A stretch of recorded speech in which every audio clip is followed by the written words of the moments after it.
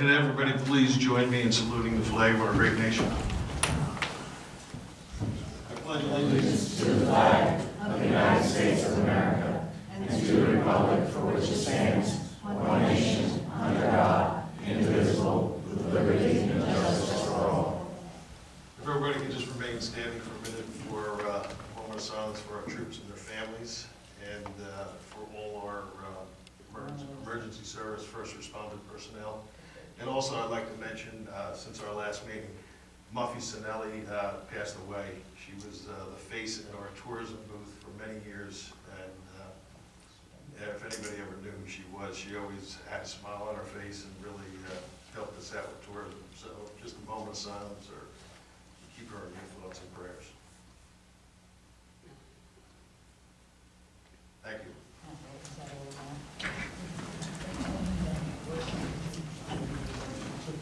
Okay, moving on to workshop discussions. April, you want to talk about the flood plan that we have? Sure. So our engineering firm and our floodplain manager has given me a copy of our flood damage prevention ordinance, which I've given you guys a copy of. Basically, there are some changes that we are required to make to continue in the community rating system program.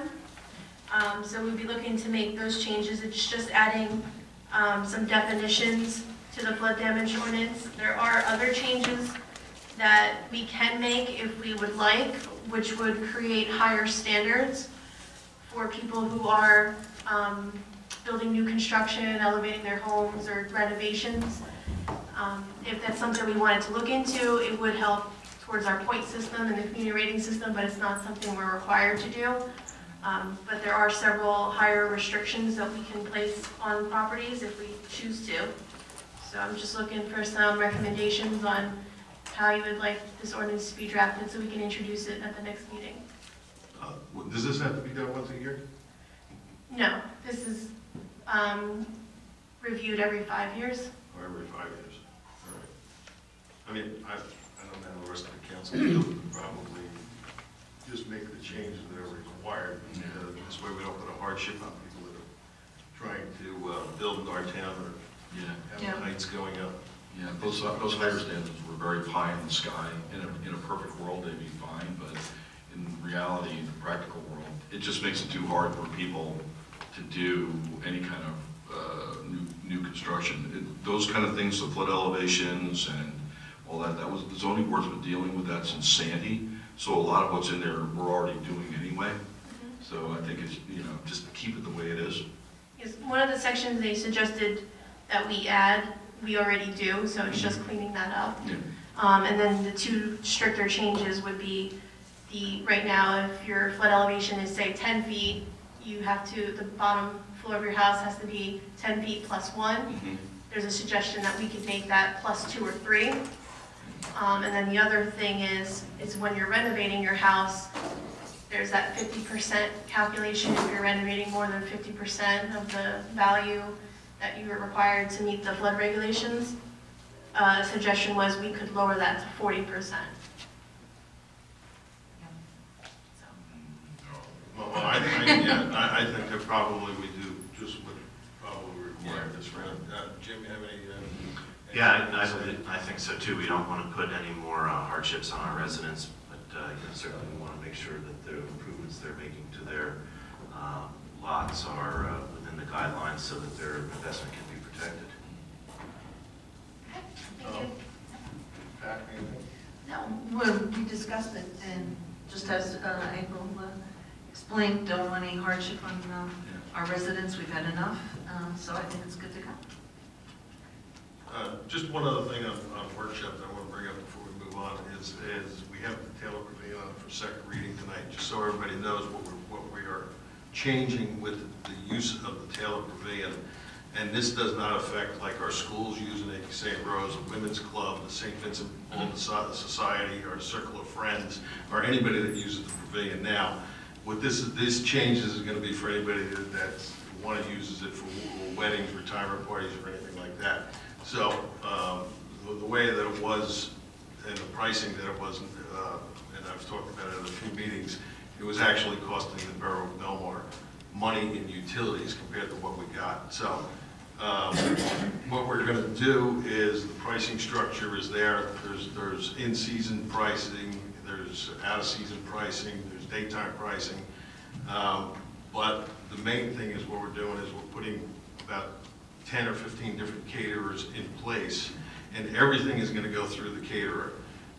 As far as the security, the cleaning, everything has to be done.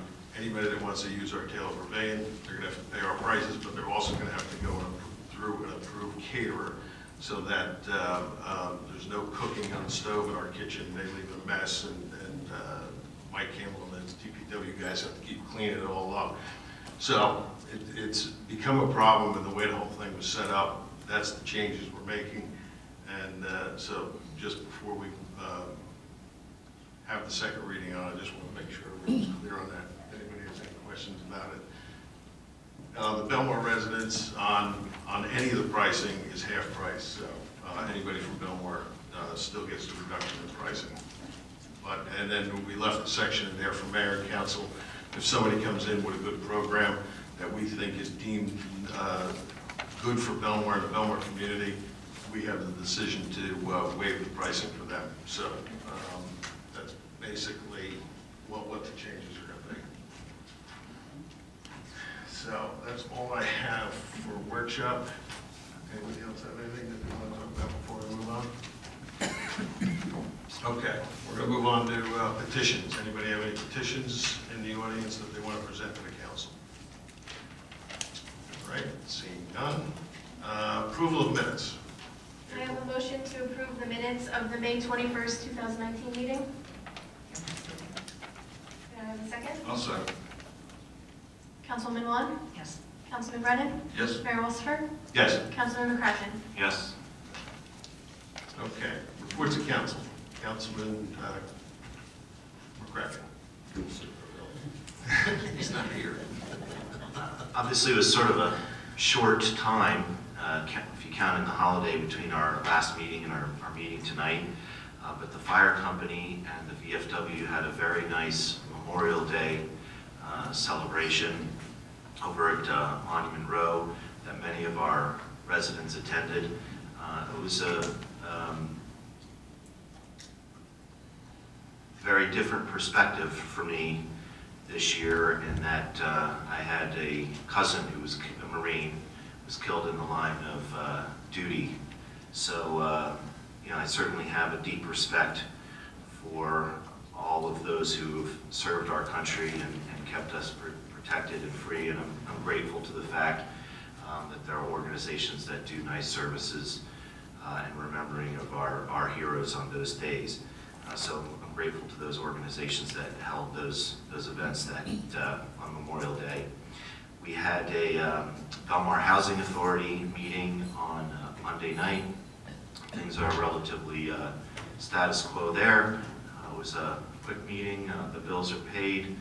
Everyone seems happy with the new maintenance manager there at the building, who's doing a good job and got some positive feedback. So I'm grateful to be able to represent the council with that organization. Thank you. Councilwoman Wong. Yes, I'd like to talk about the community policing program, and the fact that it's late, I'll take the blame on that one. I was down to where I needed to put in all the email addresses and whatever, and it took longer than I expected. I was hoping to have it up by Memorial Day, so we're 2 weeks late. I'm sorry. I'm sure you've gotten your test. The test was sent out. If you didn't, if for some reason you didn't get the email, please send your email. I just need your name. You don't need address or anything to me at p1belmar.com, and then I'll re-enter it, because sometimes I may have gotten a net or a com or a different number. Like I said, it was tough transcribing by hand, but it's done, and we're ready to go. So I'm very happy. But again, if you didn't, anybody listening out there, if you didn't get the test message, then just send your email to me, and we'll put you in the system, and then we're up and running. We're ready to go. Okay, that's my report. Our Parks and Recreation meeting was scheduled for tonight, but we had to move it. So that will be in another 2 weeks, I believe. That's my report. Thank you. Thank you. Council President Brad? Thank you, Mr. Mayor. I have to do a shout out to 2 students, one current, one former. I also attended the Memorial Day ceremony, and I wanted to give a shout out to young Julia Nicolay, who played the trumpet, played God Bless America, and played taps, hit the high F. Really great job. Really good of her to show up. I think one of the best things about that ceremony, and they also participate, the students from Belmar Elementary band that participated in the Veterans Day ceremonies in November. It gives the students a chance to see and interact with veterans, as senior citizens in some cases, and it gives them a perspective that I don't think they normally get. So I was really proud of her to do that. Also, a former student, young, not even so young anymore, Taylor Fowler. Taylor's the daughter of Sharon and Manny. Sharon's on the library board, and Manny, many of you know, he's on the zoning board of adjustment. They're neighbors of mine down 11th Avenue. Taylor got herself a joint legislative resolution from the state of New Jersey, Senate General Assembly. Taylor Ann Fowler was inducted into the Red Bank Regional High School Distinguished Alumni Hall of Fame, which will be held, was already held on May 3rd. Let's see, she was a member of the Red Bank Regional High School's class of 2018. That makes her a Belmar Elementary School class of 2006, that's great. She was a graduate of Stevens Institute of Technology. She had a considerable insight on the first docent for the colleges of arts and letters, and she lent her expertise as a study abroad ambassador. Yes, she's been over the pond many times. Now she enjoyed a superb career as a project manager with Netflix, and then went on to get a position as a community specialist with Disney Music Group. Taylor is an amazing young woman, just going up. I've known her since she was 5 years old. She's a real achiever. One thing that's not in here is that she was a member of the All Shore Middle School band in 7th and 8th grade back in the day. And very proud of her, and really want to congratulate Sharon and Manny for doing such a great job with their daughter. That's my report.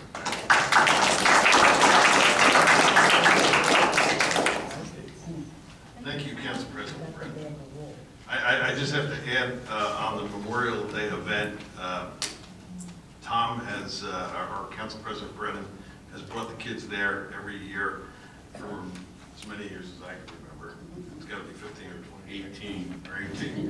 Who's counting? But this year is his last year. He is retiring, and we want to congratulate him on his retirement from Belmar School, but we're going to certainly miss him at all the Memorial Day events and Veterans Day events. So we really do appreciate all the work that you did. Thank you, Mr. Mayor.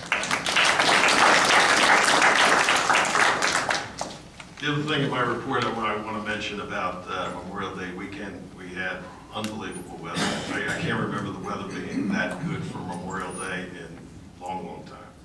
But I want to mention Gene Corey, our beach director. You know, every time I mention somebody about what a great job they're doing, because Gene just happens to do a great job all the time, I always forget him. But I wanted to say that he's been working since before January, trying to get everybody in place, putting the new computers in the booths, making sure the credit card machines are working, and everything, all his work and all his effort went on without a hitch for Memorial Day weekend with the amount of people that we had down here. So I really want to commend him, his staff that he has, and all the people that work down there, because to put 90 people together and make sure that they all show up and they get our bathrooms cleaned and do everything that they do down the beach, especially when we have Memorial Day weekend as beautiful as it was, he really did a good job.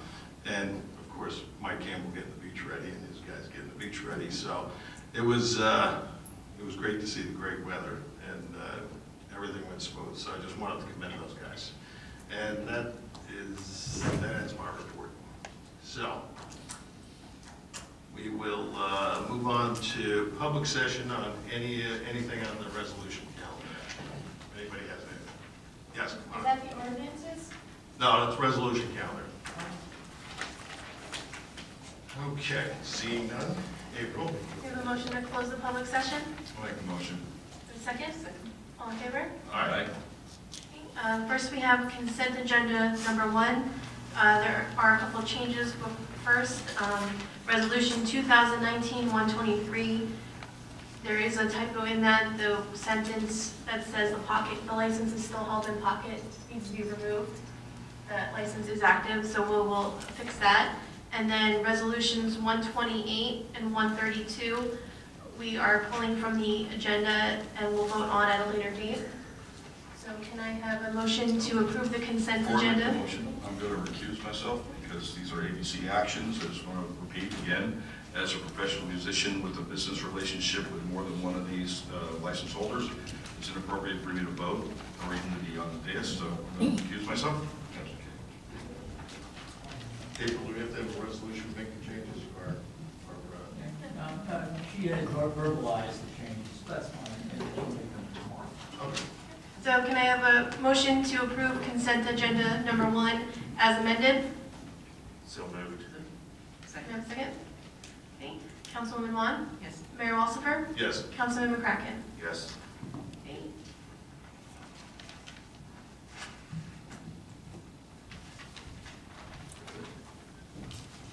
Next, can I have a motion to approve consent agenda number 2? I'll make the motion. Can I have a second? Okay, Councilwoman Vaughn? Councilman Brennan? Yes? Mayor Walsifer? Yes. Councilman McCracken? Yes. Okay. Next, we have second reading and public hearing on ordinance 2019-18. This is an ordinance amending Chapter 40 regarding the appeal provisions for planning and zoning board of adjustment applications. Does anyone from the public want to comment on this ordinance? May I have a motion to close the public hearing? Make that motion. All in favor? Aye. And can I have a motion to adopt ordinance 2019-18? I'll make the motion. Second. Councilman Vaughn? Councilman Brennan? Yes. Mayor Walsifer? Yes. Councilman McCracken? Yes. Next is ordinance 2019-19. This is an ordinance amending certain salaries. Does anyone from the public want to comment on this ordinance? Can I have a motion to close the public hearing? Yeah, I'll make a motion. I'll second. And then can I have a motion to adopt ordinance 2019-19? April, just a clarification, these are not to adopt certain salaries. This is just to update the ranges, Correct. right? So no one is getting any. No, this is the update for the seasonal staff. Right. To be in line with what we're currently paying them and the new laws. Right. When we had to put all the salary guides in place that haven't been done for years in January, that we forgot the kids that work on the sand, and that's what this ordinance is just adding them. So everything else is in place, it's just adding, because we didn't have an ordinance to pay them, the kids that do the cleanup on the beach. Can I have a motion to adopt ordinance 2019-19? I'll make the motion. Councilwoman Vaughn? Yes. Councilman Brennan? Yes. Mayor Walsifer? Yes. Councilman McCracken? Yes. Next is second reading and public hearing on ordinance 2019-20. This is amending the ordinance for the placement of small cell equipment and wireless poles. Does anyone from the public want to comment on this ordinance? Yes.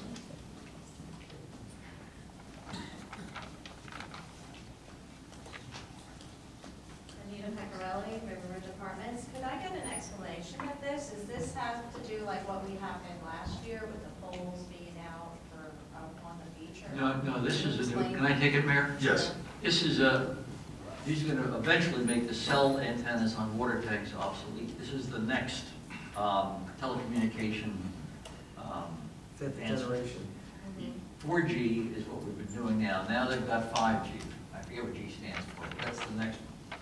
And what happened is the FCC has required all municipalities to adopt ordinances which require us to review and approve these new applications on 5G from Verizon and all the rest of them within 60 days. And what they are is eventually, and every town's going to have this, you're going to see these boxes on your telephone poles. So suppose it's going to be faster, cheaper, faster communication-wise, and eventually, as things, eventually be a 6G or 7G. You know, there won't be any more, I think. You'll start to see less antennas on water tanks. So, but this is the ordinance that we need to adopt to comply with the FCC requirements. Okay, so the last time it was, they were putting poles up, and then there was a talk about the bidding, you know. Yeah, but that has nothing to do with that. So this is just something we have to do? Yes, and this deals with cell phones. You know, this deals with the communications eventually for your cell phones and all your different IT equipment. So we're just putting boxes on telephone poles that are already there? We're not adding poles anywhere? We're not adding poles. We're not, you know, And elaborating? if there's an area that is underground utilities in the town, the companies would have to put lines underground. Now, are they gonna have to bid? Is this a bidding thing? Because you said, like, that was the issue, that was an issue we had. They'll have to probably pay a reasonable rent to the borough to utilize our poles. And then we get to decide if you guys agree with that, or, or they? What do you mean? So say they wanted to do it, and you guys said, okay, Verizon's gonna do that. So Yeah. do you guys just do it, or do we get to vote on it, or? Well, no. They would have to make an application. Let's just use Verizon or T-Mobile or whoever. They'd have to make an application to the planning board to get approvals. The approvals would have to be with the consent of the county because those are our poles, and we would be paid some revenue for it. Just like we're paid revenue for antennas on water tanks. You know, the renting. Yeah, Does that answer your question? I think so. Okay. Thank you. This is a new technology. This is. And then we had a big issue, we had a big issue with the last. It has nothing to do with streetscape. Yeah. Nothing to do with that. And it was about poles, and they had Yeah. poles everywhere. and Understood. Taking, yeah, okay. Mr. Dasty, this is a requirement for each town. By the federal FCC, the Federal Communication People. That's Right. correct. Okay. That's correct. All right, thank you. Anyone else? All right. Somebody in the back. Somebody in the back? Is this ordinance 20? This Yes. is, Yes. yes, ordinance 20, yes.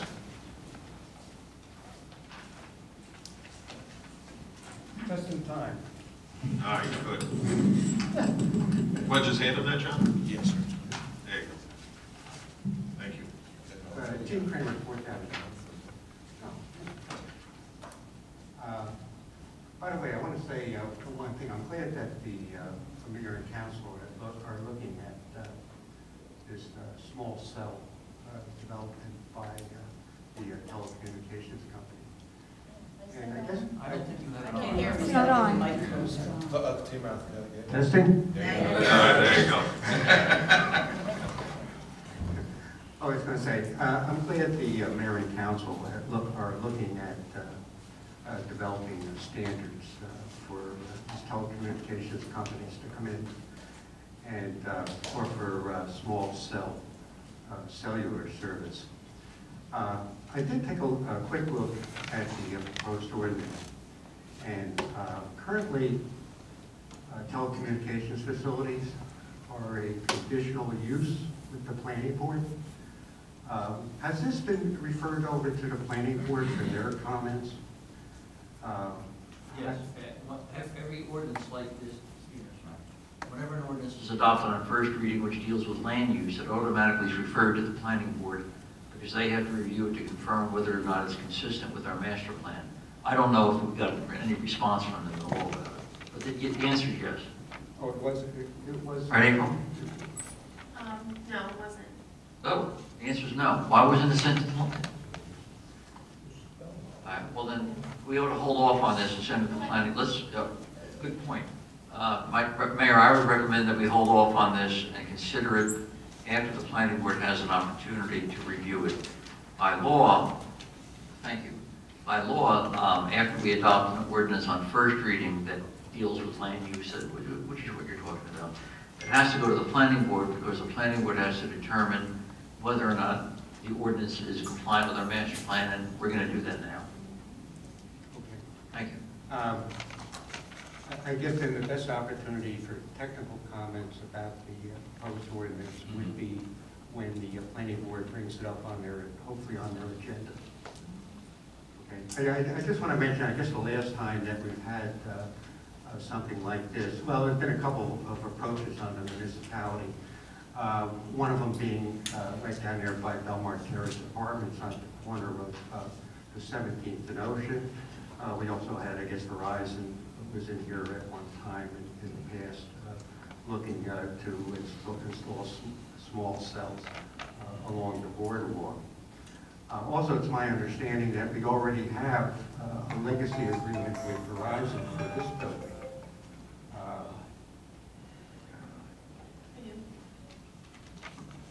Yeah.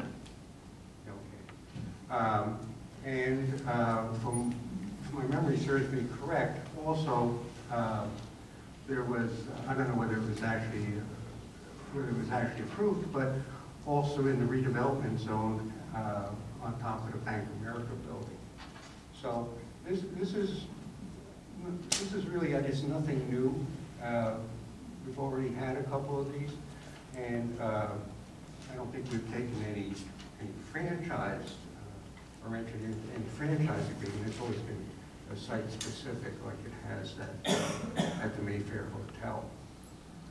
I'll tell you what, I'll reserve my comments about the nuts and the bolts of this thing if and when the planning board brings it up on one of their agendas.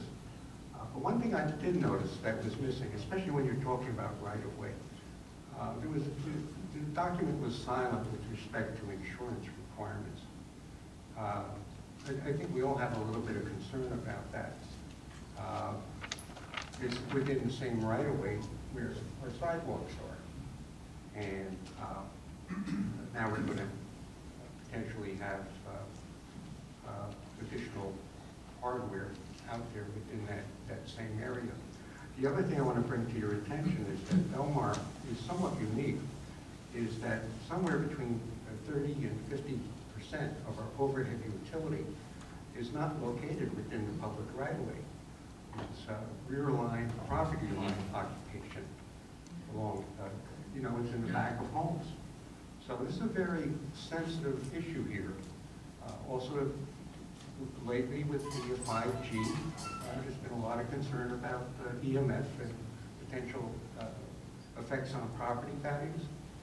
And also people have health concerns about it.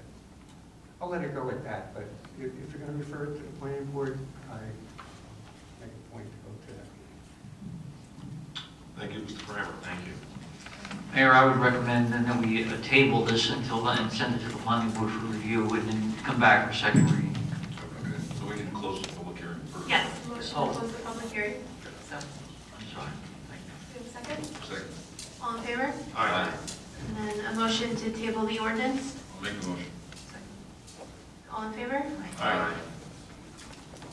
Next, we have second reading and public hearing on ordinance 2019-21. This is amending the beachfront regulations regarding the use of tents and canopies. Does anyone from the public want to speak on this ordinance? We have a motion to close the public hearing. Motion. Second. All in favor? Aye. And then a motion to adopt ordinance 2019-21. Yes, Second. Councilman Lund? Councilman Brennan? Yes. Mayor Walsifer? Yes. Councilman McCracken? Yes. Next is the second reading and public hearing of ordinance 2019-22, amending Chapter 4, Department of Finance. This is to change the fees for the use of Taylor Pavilion. Does anyone from the public want to speak on this ordinance? Motion to close the public hearing? Hold on Wait one a second. minute. Mike, come on up. Mike Long, Ocean Avenue, resident, and I just like to say it's about time. Good job.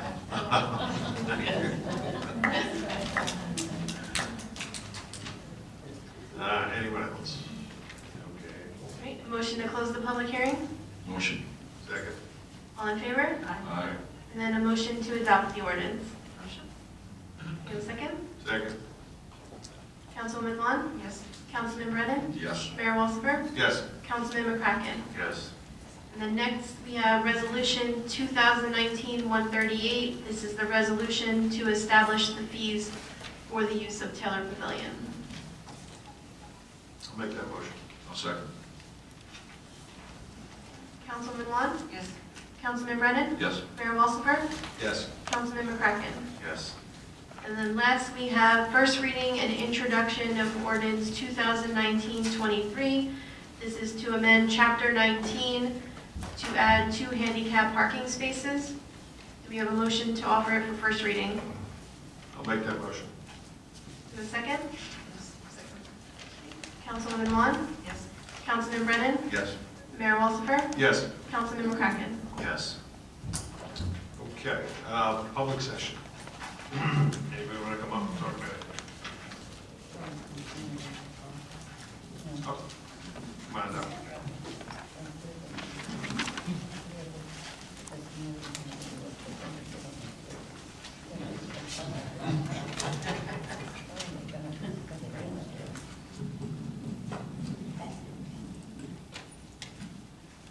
Thank you, Mayor. Sandy Caputo, 1705 Surf Avenue. I see it.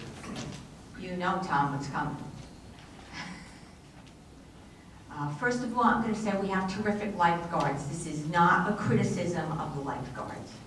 Now I want to discuss football playing on the beach during beach badge hours, along with frisbees, soccer balls, kite flying. And it's not just the ball, it's the 200-pound person running, not watching where he's going, while looking up, going to catch the ball. Flying the kite, not watching where he's running, while looking up in the sky. It's very difficult to relax on the beach when you need to watch out for these things. 35 years ago, when I was on the beach then, this was not allowed. Anybody that was a lifeguard back then should remember, you might remember, that this was not allowed on the beach. Our current lifeguards have no idea about it. They've never been told. So any of you, take a walk along the beach. Start maybe at 8th Avenue and start going south. You're going to see this on the weekends. Footballs flying everywhere. I'd like to see this dealt with. It does not require the lifeguard to get down from the stand, walk over to the people, apologize for ruining their football game. All it needs is, it should be handled like everything else. Lifeguard blows the whistle and points. Once the lifeguard blows the whistle and points at you, you know you're doing something you shouldn't be doing. They can do these activities before 9 or after 6. Or there's a place on the beach, if they go way down past 20th, where usually there aren't any people. But I'm talking about this going on right where everybody is, right in the surf, right where everybody's sitting. So this is my 9th time here talking about this. 9th summer, right? And, 9th summer. and the 13th time that this has been brought up by someone here. So I hope maybe this summer we can make the beach a little safer. I totally agree with you, and what we have to do is work together with our lifeguards and our beach police personnel, educate them to make sure that they're looking out for these kind of things, and what it is, it's the education of them, and you know, Captain Cox is going to make sure that. Yeah, and we're going to talk to the lifeguard, because it is a problem. I mean, you know, I'm on the beach a lot, and I see it, and I get where you're coming from. So, as long as they're educating them, if there's a room up by the boardwalk and nobody's sitting up there, we push them up there, or they have to go somewhere else. Or somewhere else, or before or after beach badge hours.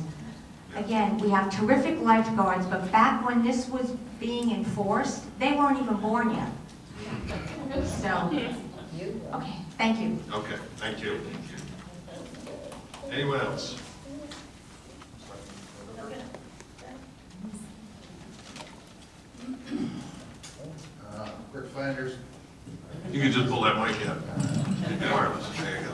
Rick Flanders, Pine Tree Way. So I want to address the new rules for veterans or military personnel beach access. And I was on active duty before I retired, and thankfully Belmar does this. A lot of beach towns in New Jersey do it.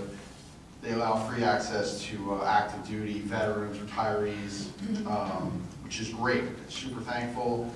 I'm not an individual that demands any kind of thanks for service or anything like that, or any kind of extra benefit. So when I was on active duty, my family and I always got on the beach for free. I showed my military ID. Awesome, unbelievable benefit. When I retired, nothing changed. Unbelievable benefit. This Memorial Day weekend, I found myself with my family having to prove to what I'm assuming is a 16 or 17-year-old girl, and then another adult, that I was a disabled veteran.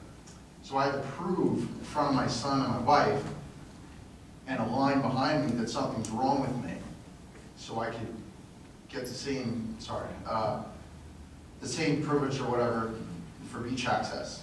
And now, so I went through a gambit of emotions. First, I was embarrassed. And when I went home that day, I was mad, I was angry. My wife is super angry, probably better off talking to me. And then I was confused again as to why this, who thought it would be a good idea to, I guess, make us go up there with some type of proof that you're a disabled veteran. And then I realized that they took away the beach access to just veterans, combat veterans that didn't, or even a retiree, unless you were a disabled veteran. So someone who committed 20 years of their life to the military and retired, if they somehow got out with any kind of disability, they do not have the same benefit as someone who's a disabled veteran or an active duty military personnel. So that confused me, how could that be a good idea? Who voted on that? Maybe it just wasn't well thought out, probably. So, yeah, so if I could maybe suggest something, if I could bring, or any other disabled veteran can just bring something to the Borough Hall stating that they are disabled veterans, they can get a beach pass for the year, or otherwise, you're putting somebody through something you shouldn't have to explain to anybody who's not a service member. You know what I mean? Yeah, we'll talk to our beach director. The problem, the issue we had with the changes is that we started making changes on how we were dealing with the beach, and then come to find out, there's a state statute that regulates us on different things that we can do on the beach. I've already talked to our assembly people to try to get that state statute changed, but we can't, as a borough, override the state statute. That's why the changes were made. But I'll talk to the beach director. You have a good point that if you live in town and you are a vet, that you should be able to get a season badge, and just this way you can go on and off. But I'll discuss that with them. And as going forward, would a VA identification, would that work? Oh, yeah, go ahead. With your event, what you went through, that was addressed by myself, Gene Corey, and Mr. Kirschenbaum. First of all, we apologize that happened. As soon as it happened and we found out about it, we went down, educated the woman that you dealt with. She was professional. She was very nice. No, I get it, but we also educated her to say that if somebody comes up and shows a ID, if it doesn't say disabled and the gentleman says he's disabled, there's more than disabled, as you know, because I think you were asked, than a physical ailment. So again, if somebody's coming up and claiming that they are disabled, then they are to accept that and say, have a good day. There has also been something put in each ticket booth now, dealing with veterans in just that thing. So again, it was an education that needed to be done immediately. Unfortunately, you were the one that brought it to the forefront, but it has been addressed. It won't be a problem. I do agree, maybe the easiest thing to do is a season badge for you and for anybody else who served, and thank you for your service. But again, it was addressed quickly, and it will not happen again to anyone else, and it is embarrassing, and it shouldn't happen, but it did, and we addressed it immediately, within hours. I appreciate that. All Thank you for your time. Excuse me, Rick, up here. Sorry. Excuse me. Sound like What is your last name again? Flanders. Flanders. And you're on Pine Tree Way, correct? Yes, ma'am. Okay, thank you, Rick, very much. Thank you, I'm sorry it happened. Anybody else? Yes.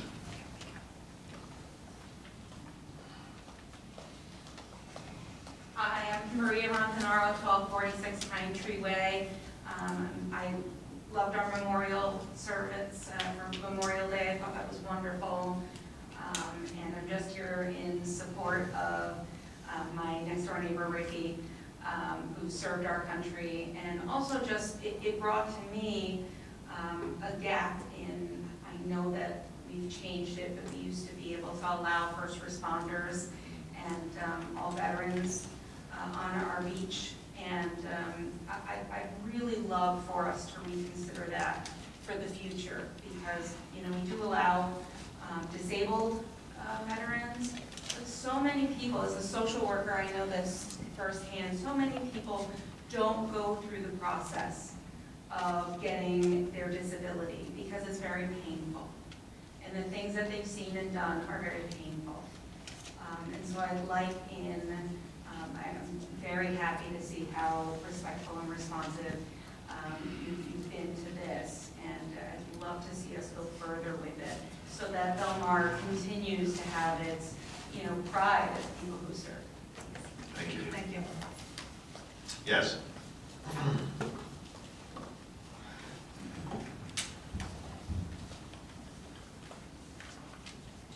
Hi, I'm Sherry Russo, 1218 Briarwood Road.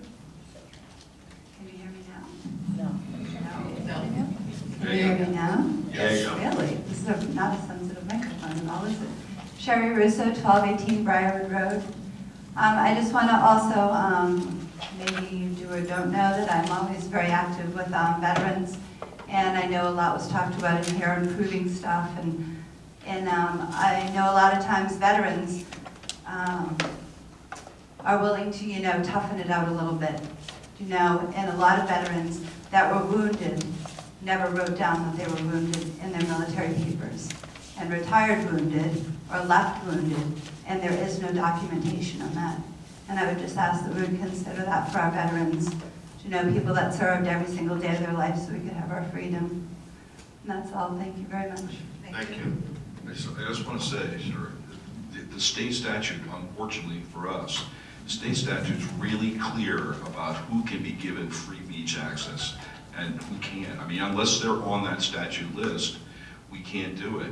I think what I would recommend to anybody who wants to see about addressing this issue is contact our state legislators and see what they can do about moving this in the state. Make a change at the state level, because we would love to be able to give all our veterans free beach access and our first responders, but we can't violate state law. And in the past, are you saying that we violated our state law? Yeah, we didn't know it, but we were, yeah, absolutely. We didn't know it, but we were violating? And were there consequences to us violating that? Did we just step up and say, we want to take care of our veterans, and they didn't go after us? Or was there, I'm not exactly sure what happened here. Now that we publicly stated we know the law, I don't think we really could do that. I'm sorry, I didn't hear you. Now that we've stated that we understand the state statute. So are you saying that nobody knew the law before, and that's why we didn't do it? No. I'll be honest with you, it was a surprise to me that first responders were not permitted free beach access. I was really surprised, but again. And veterans also is on that? Mhm. Right, and so did that just change right now, am I right? I'm just following what Ricky said. I mean, I could be wrong here, I don't know. I'm going to check with the attorney, but I remember what the state That's said. just- I didn't hear the whole thing. So he's saying that, the problem isn't that Belmar doesn't want to have veterans get on for free. He's saying that the problem is the state statute. That's correct. But am I correct that it changed this year? No. So we never let veterans on for free? Oh, I don't know what you said. No, there is a provision in the statute for veterans. The problem is first responders and all the other people that were getting on the beach for free is not in the state statute, and we were not allowed to do that. It was brought to our attention by another attorney who was going to file a lawsuit against us. So that's why we were made aware of the state statute, and we had to make the changes so we follow that rule, so All we right, don't 'cause get I sued heard that you again. say it was disabled veterans. I couldn't tell if you were saying it was all veterans. I don't have the statute right in No, I front have of it me, in front of me. The but mayor's it is, correct. it has a provision in there for veterans to get on, and I'm not sure Wonderful. which Well, one. Wonderful, yeah. all veterans, the statute does not allow all veterans to get on for free. It does allow disabled. Only disabled veterans. I'm sorry? Are you saying Yes. only? Sorry, only disabled Well, veterans?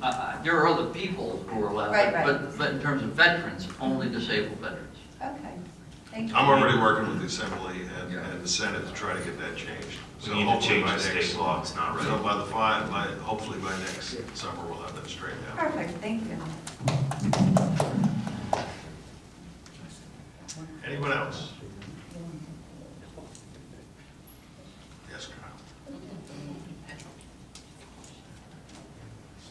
You can take that out of there. Kyle Sotelo, 14th Avenue, Belmar. May I approach? I have a drawing for you gentlemen to look at and ladies to look at. Sure. It's in reference to the subject that I have.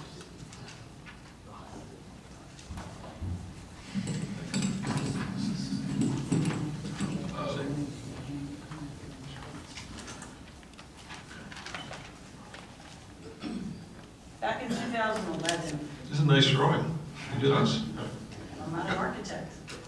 Back in 2011, I approached mayor and council back then about turning 14th Avenue between K Street and L Street, one way. It was done for one summer, basically so I would get off everybody's back. Safety obviously was not an issue back then. Well, I also have a letter in front of me from 2017 saying about the one-way streets on 16th and on the east side of Main Street. We had a community meeting here on May 16th. That day, I went out on 16th Avenue 400 block. I measured curb to curb, 357 inches. 13th Avenue 200 block, one-way streets, 357 inches curb to curb. 17th Avenue 200 block, 357 inches curb to curb. My street, between K Street and L, 300 inches curb to curb. It's a no-brainer. Why is it not a permanent one-way street? This is going to be, we're going to push this over to Captain Cox and the police department. Maybe the chief and yourself can take a look at it, and with our traffic department. I don't know why it was one way and then it was turned back. Yeah, I'm surprised. It was only turned one way just for one summer. And I have no idea why it was. In 2011. That was 2011. Yes, I can speak with the chief and our traffic safety officer. We'll probably have to get an engineer study, take a look at it, and we'll have to look into it to see if it's feasible to do that one way. Wasn't there a problem? I don't know, thinking about it, wasn't there a problem? There was something. From K Street, we made it one way from 35, the state No, made us. well, no, I'm talking, That was if you look at different? the drawing shows you coming in from 13th Avenue, K Right. Street, goes south on 13th to 14th, you have no choice but to turn, because you're gonna drive into a wall. I do remember it was one way from one summer, I don't know why it was going back. That has nothing to do with this part of it, but yeah, at one time there was a one-way from 35 to 13th, I don't know if it was going in or coming out, whichever way it was, and that was, I think that was a. Because it intersected with the state road. That was, I think that was a state thing at the time, but Right. this is local. So that's what we're looking at, and I talked to a lot of the neighbors, and they said, they don't see any reason why it's not a permanent one-way street, which is the way we're looking at it coming in, which is most practical. Come in from 13th Avenue along K to 14th, make a right on 14th, then you go to L Street, then you've got your two-way on L Street. All right, well, the captain, the chief, and the traffic department will take a look at it, and we'll get back to you on that. Okay, because I had measured, I don't have this in my folder, but I had measured like the width of a vehicle and the width of the street, and I think it leaves us, if you have a car parked on one side and a car parked on the other, and one going down the street, you have 12 inches of space. Right. That's it. Right, and no room for two cars to pass. Oh, each no other. way. I know, I know your street, you're absolutely right. There's no way. The other thing, I don't know how to do this without my husband finding this one out. This has been a secret so far, and I've got to try to keep it a secret from him. But on Saturday... You're on live right now, so. I know, I was watching How am I supposed to do this? I just wanted to make you aware. Executive session. As long as he doesn't find out. Because it's a surprise. Just speak right to the camera. It's a surprise for him. Maybe I should just tell you. Anyway, there's a company out there called Quilts of Valor, and it's a Quilts of Valor award that my husband is getting for is from 1969 to 1973, Vietnam War, Navy corpsman attached to the Marine Corps, and he is being awarded a Quilts of Valor, and they're coming to my house. And they said, you know, the more the merrier. So Mayor and Council, I'd love it if you could be there. And did we arrange something with the police department? Because I have the feeling that little block is going to be pretty crowded just for an hour. All right. It's at 3 o'clock. So he has no idea. He thinks this is You what can just let us know the date if you want to keep that secret. I know, exactly. Kyle, when is this date? Saturday, June 22nd, 3 o'clock. Okay. 3 o'clock. So what I'm going to do is tell him, like a day or two before, because the end of the month is my 65th birthday. Oh. So I'm gonna kind of tell him that people are gonna be stopping by for my birthday, and it's not really gonna be for my birthday whatsoever. Okay. So if you could be there, that would be great. Okay, great. And please look into my one-way street. Will do. Thank you. Okay, anyone else? Yes, in the back. Oh, sorry.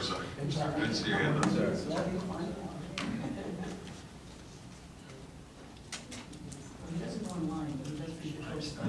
Joe Mangione, South Lake Drive. It's just another traffic question. The street coming into town on 8th Avenue from 35 to Main Street, when you get to that light on Main Street, it's chaotic. People going up in the left-hand lane and going straight, as opposed to 10th, where it's very clear. You get a lane for turn, lane for straight. Can we do something about that on 8th Avenue? I've seen cars almost hit each other a number of times. Yeah, it would be nice if it was laned off there. The problem is there, it is a state road, so, Captain, if you can contact them and see if they can come down and do with it. That little section of 8th Avenue happens to be State Highway 71, so Oh, is that right? we can't touch it until they give us the okay, but it's something that we could ask them, because I know the problem you're talking about. Thank you. Okay, thanks. Sorry.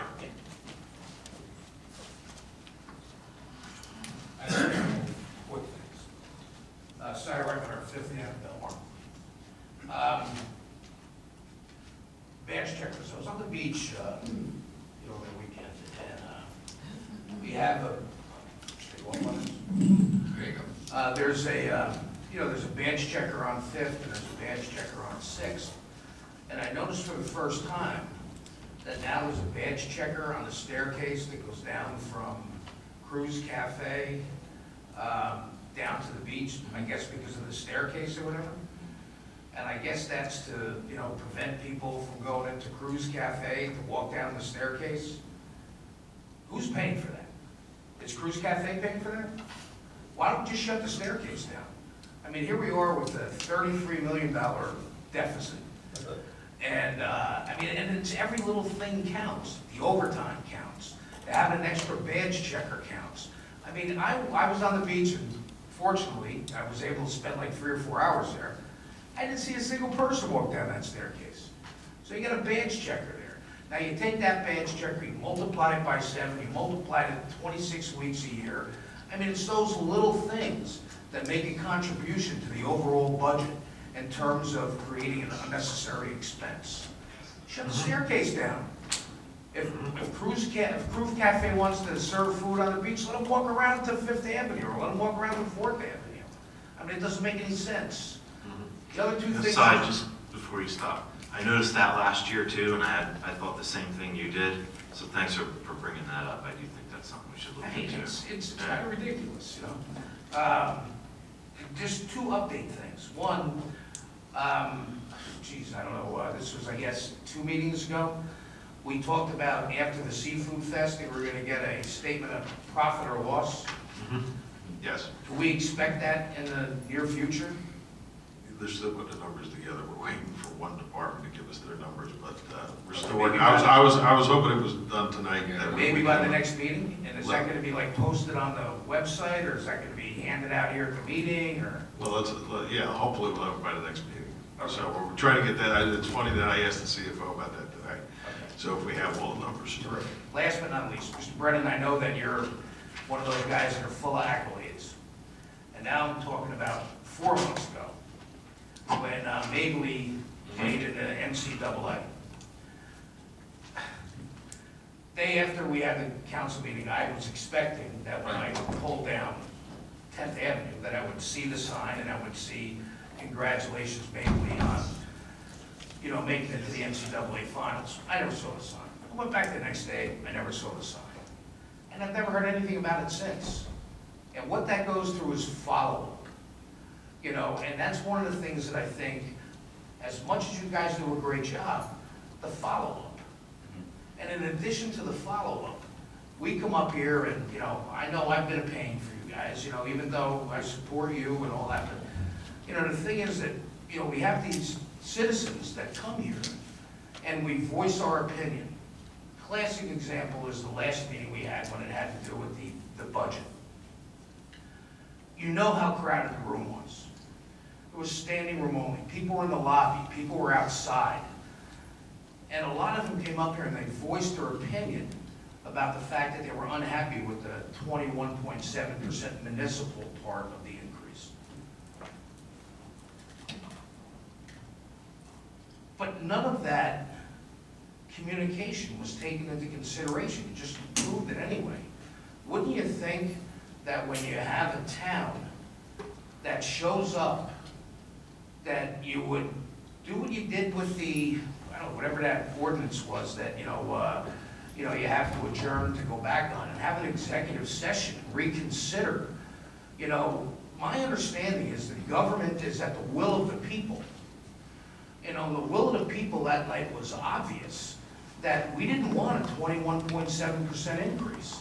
Yet, everybody gets up here, we say what we want to say, and then ultimately you vote the way you predetermined your vote was going to be anyway. So is it really government at the will of the people? I'll leave it at that. Okay. Do something for Mabley, she deserves it.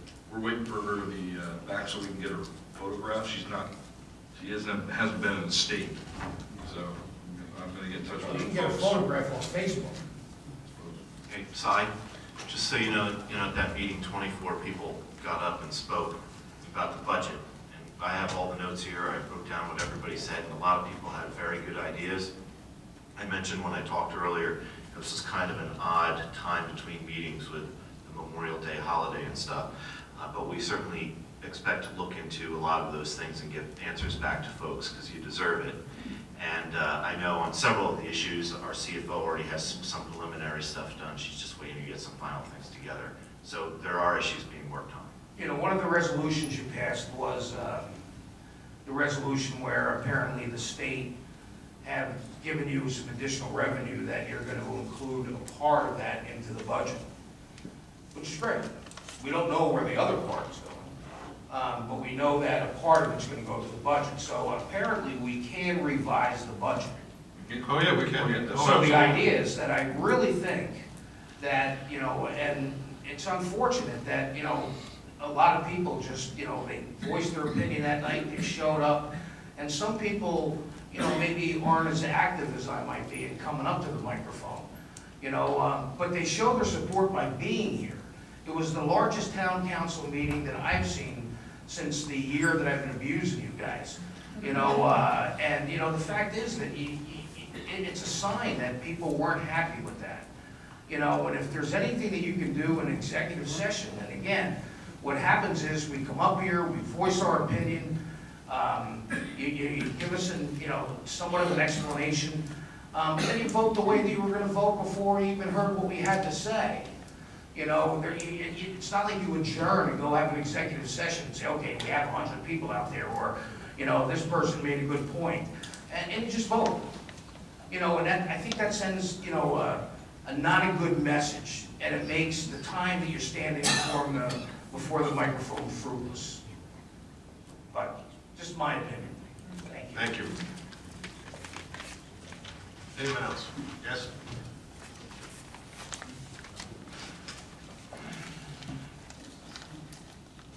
John Walsh, B Street. I don't want to be the dead horse, but the thing with the making the EMT, Can you use the mic? the revocation of the beach, free beach access to EMTs or EMS, I don't know, you guys said you have nothing to do with it, but that, to me, that's somebody's life that could be saved. These people are doing it for free most of the time anyway.